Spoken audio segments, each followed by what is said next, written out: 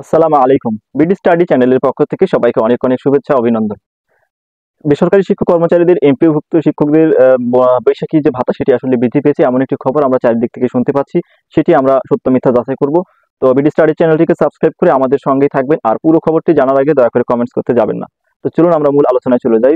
বাংলাদেশে বিগত সরকারের একটি উল্লেখযোগ্য পদক্ষেপ হচ্ছে সরকারি কর্মচারীদের বৈশাখী ভাতা প্রদান করা। সেটি কিন্তু বিগত সরকারই শুরু করেছে এবং এটি নিয়ম অনুযায়ী কিন্তু সরকারি বেসরকারি সমস্ত কর্মজীবীরাই কিন্তু 20% আকারে বৈশাখী ভাতা পেয়ে থাকেন। সেই হিসাবে এমপিভুক্ত শিক্ষকরাও 20% বৈশাখী ভাতা পেয়ে থাকেন। ইতিমধ্যে বিভিন্ন মাধ্যমে একটি খবর ছড়িয়ে পড়েছে যে বৈশাখী ভাতা 20% থেকে বাড়িয়ে 30% বা 30% করা হয়েছে। আসলে এরকম কোনো খবরের সত্যতা পাওয়া যায়নি। এগুলো মুখে মুখে আলোচনা, এগুলোর কোনো বিশ্বাসযোগ্যতা নেই। শুধু বৈশাখী ভাতা নয়, এমপিভুক্ত শিক্ষকরা অন্য কোনো ধরনের কোনো ভাতা, কোনো বৃদ্ধির কোনো রকমের কোনো খবর নেই।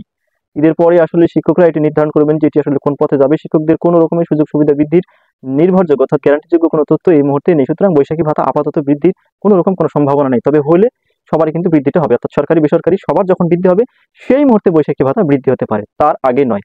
সবাইকে অনেক ধন্যবাদ।